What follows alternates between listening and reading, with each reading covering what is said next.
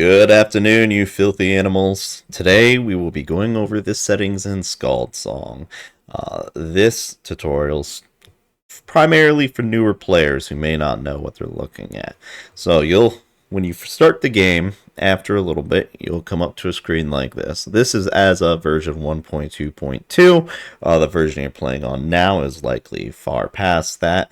And these things, what you see in this tutorial may change with time. So first thing we'll do, we're not going to go deep into making a lobby. We're just going to jump right into there.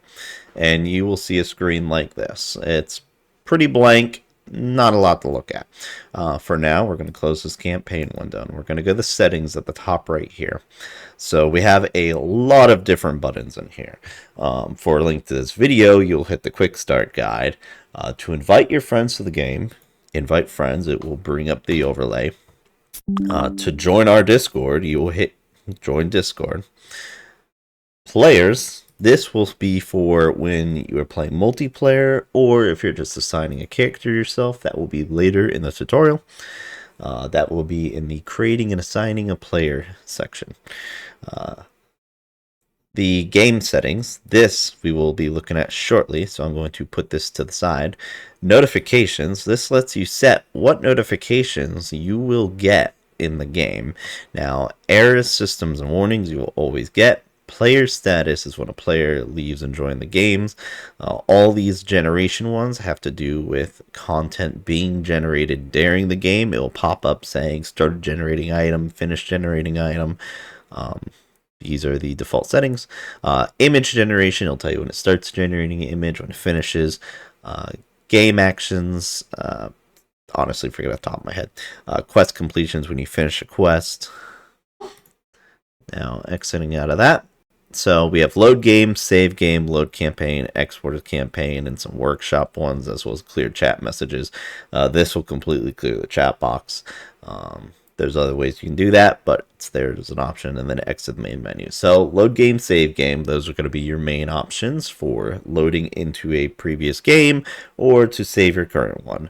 And there are also automatic autosaves. There'll be autosaves after each action and after each time some sort of content is created. Not image generation, but specifically when content is created. Load campaign will bring up this little window again that takes us back to, we can pick a campaign. And then export campaign takes your current game as it is and it puts it into a campaign file, which you can then export to the workshop and other people can play your campaign. Now, we're going to dive deep into the game settings. The primary things that I would always suggest for everyone to jump into right away is go to sound. There is a local text-to-speech model that by default is on. It may be for you default off depending on if the game detects your settings can handle it or not. The text-to-speech voice, here you can select a voice, and if you have a file, let's say you have a voice file of whoever, whatever, you can put that in the assets voices folder, the .wav file, and then it will become an option here that you can pick because it does one-shot generation using that voice. By default, we have the wizard voice. Now, one thing I'd like to point out is that a lot of fields in this game have left-click and right-click options. For example, I could left-click this, or I could right-click it, and I could just get a clear option when I right-click it. I got a little slider here for the volume. And then music, this enable custom music downloads. This is specifically, let's say you're joining someone's game. As a host, they can upload a custom music track to play, and that track will get shared across the client so that you can also hear it. If you only want the default in-game music and you don't want to hear any custom music or receive those files, you can disable this. And then this is where you change the music volume. Now, visuals. This is how the game looks. So, font size, this will primarily go across all the different windows. Changing this will make it so, fonts show up larger or smaller. If you change it while you're in a window, some windows might change for it on the spot. Some of them you have to close and open up. Generally, I would suggest if you change the visuals, you restart your game and then everything will be as you see it. You can change the font for things. I like Bond Schrift personally. The color theme, this is the theme of your windows, and you can actually make your own themes in the themes folder. So we have some default ones here. If you want to flashbang yourself, you could do light, but we're gonna set it back to default. Chat box transparency. You can't really tell much now because we don't have a background set yet. However, the chat box transparency will make it transparent. We'll see once we actually load into a game. The UI scales the general scale of all of the UI. So, making essentially everything on this window bigger, not just the text, but the options, or making it smaller. That's all the personal preference. When I'm playing 4K, I generally have that to 1.3. The current example that you're seeing is 1920 by 1080. Display, FPS counter, I generally leave that on. You can take it off. It's up to you. Display mode, generally borderless windowed. I'm only using windowed because I'm recording in this resolution. This option here, swap background with location image, I highly suggest you leave on. What this does is that when you go to a location, it will change the background to match that location's image, essentially letting you see in-game where you are. Now, if you really want to, you can disable that and you can set your own background image, though I would advise against it. It takes away a big aspect of the game that I think is really neat and unique. Now, to the AI. There will be a separate section, cutting down usage costs. I will go over AI more in depth and what all these different settings do. However, I will go over them quickly. So actions in the game is when you go to the text box and you type in, I want to do a backflip, I want to jump, whatever. This is the model that will process it. Supported, I primarily just support the Gemini models through the credit system. It has the best, just all around, it's done the best in the system prompt is guided for it. When I've tested with other models, they can be neither here or there. So action AI models is your action. Content is a model it uses to generate content. So if the action model tells the game, hey, I want you to generate a character, the content model is the one who actually generates the character.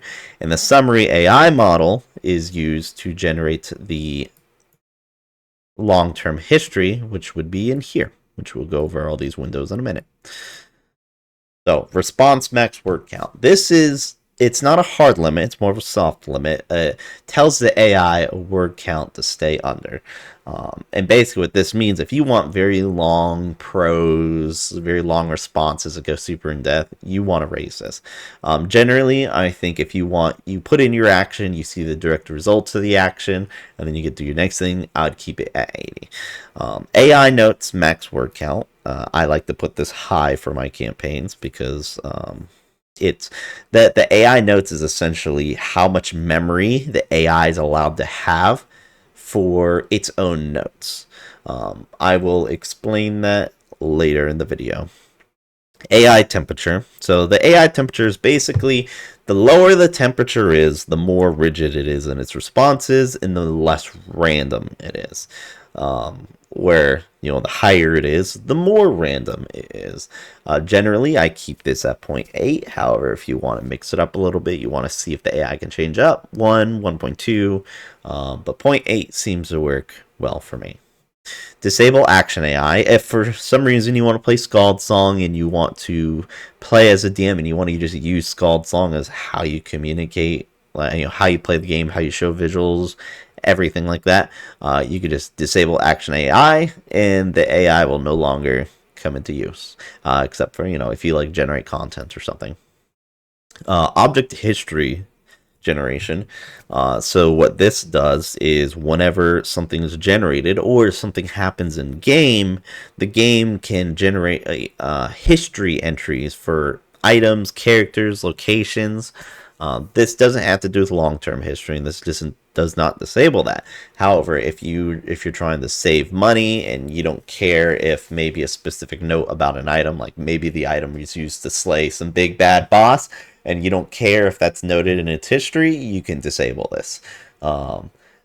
How this may affect in a long-term game, I don't know, but usually disabling it doesn't seem to have a large impact on the game. Now, all these recent message counts, 40. This is essentially how many messages back it's going to send to the AI. This you can lower this if you want to save costs as well. The lowest I would probably honestly suggest putting it is 20. Any below that, you might be having an issue. The highest I would generally put it is 60. Um, though I think 40 and maybe even 30 work perfectly fine. Long-term history count. This is that long-term history. In the long-term history itself, each one is 20 messages summarized into one. So essentially what this long-term history count is doing is summarizing about, when you get to that point, up to 400 messages and then sending that. You can definitely drop this one down. I don't even think I've had a campaign run long enough to even need that much space in it. However, it is there. Now, this closest character count, closest location count, and less context location count. These go a little bit more in depth. And to try and summarize them quickly, the closest character count. This is for characters that may not have a location or are outside of the locations from these. It's a little complicated to explain, but basically I put this to 10, but you could probably put it to 5 or even 0 and not notice a big difference or anything. The closest location count is very important. I generally would say never put this to 0 unless you really, really are trying to save money. Essentially, how the game works is if you're in a location can have parent locations and sub locations, and there's characters in every location. And the way the game keeps track of everything, it doesn't send all of its data all the time to the AI. What it does is that it will send relevant data. So the location you are currently in, it will always send all the relevant characters in that location's data to the AI. However, it will not send the data of its parents or its children locations of that location. Setting it to 1 will make it so it will find the nearest primary location, which will be either the location you're in or the parent of the location you're in, and it will send that location's and all of its children's data to the AI, including the characters in those locations as well as their background history. So this is good for, let's say you're in a city and you're in a specific shop. It knows who's in the shop next door to it, or it knows who's in the castle, and it knows a little bit more about those characters. This less context location count works similarly. Same concept, except it gives less information about the characters in there, because characters can take up a lot of memory. Especially, I prefer to have locations that are spread out. So instead of my shop being a sub-location of the city, my city will actually be several locations separated from each other. However, if all your locations are stacked, which the AI, when it generates, likes to do this sometimes, the city itself would be a location, and then everything in the city is going to be a sub-location inside of it. Basically, what this will do is that it will pull those, and it will provide less character info, because you can have, there was one campaign that had 2,000 characters in it, and they were all tucked together in like 12 locations. That's a lot of data. So if you have a campaign like that, you're going to want to adjust this. Now, if you have a campaign like mine, where the locations tend to be separated and they have very little amount of characters in each location, it's not these super big nested locations, you leave it to 10, or you can increase it. That's up to you. Keep in mind, any characters you mention by name or any locations you mention by name will appear automatically in the context without needing these settings. So if you mention a specific location, you don't have to worry about these settings affecting the AI knowing what location you're talking about. Image generation. So this is generating images for things. By default, we use Imagen 3. This is actually generally my preferred one. I like to use the medieval art, pixel art style. I find it to be my favorite style, and I find it to look really nice. But if you want, you can change this, and I believe there's a new model coming out soon, so we'll see. But this will enable or by default it's enabled, but you can disable it completely by unchecking it. Auto remove backgrounds. So the game, when it generates an image, it will automatically remove the background from that image. If you want to disable that and you want to have it, generate backgrounds, you could just uncheck this. Generally, I'd suggest leaving it checked. This is the image style. So you can pick from a bunch of different styles here, or you can literally just click in here and you can type in your own style. This image gen character format, you can kind of pick what kind of format you want. I leave it to full body. The image generation, it isn't perfect. It's still going to get it wrong, and it's not going to like to follow your format all the time. But it does influence it a bit. So when content's generated, characters, items, locations, that's the 3 different types of objects, and in the future there will likely be more, or they may be variations of these 3. However, when characters are generated and locations are generated, images are automatically generated by default. This is a pretty major part of the game, and I think it really builds towards immersion. But if you don't want that, and you don't, because maybe it's because you don't want the cost of the credits, or you're waiting until maybe there's like a local image model that's implemented, and so you just don't want it, you can disable that. That way you can still say, hey, I want a background for this location or this specific character, I want their picture. You can do it yourself. You just leave this on, and then you'll right click the character, where its image would be, and then you can generate one. Me personally, I leave it on, but if you're worried about cost, then you might want to disable it and then do it manually. Now, game settings. These settings will be important for actually starting the campaign, namely the top 3, which if you load a campaign, they should already be by default set, but if you're making your own campaign, that's when they're important. This distance unit here, this is how does the game calculate distance? Well, it calculates it in miles, kilometers, light years. You can type your own in here, and you should put a little shorthand one as well. Units between grid points. This has to do with the world map, which we will get into. Generally, if you're on like a planet or something, a specific continent, I leave it to kilometers and leave it to 1. For the settings I have, it tends to look the best for me. Currency name, this is the currency you use in game. This is also one you can put your own in. You see here the crowns one's actually a custom one from one of my campaigns, but if you have a specific currency your campaign uses, you put it here.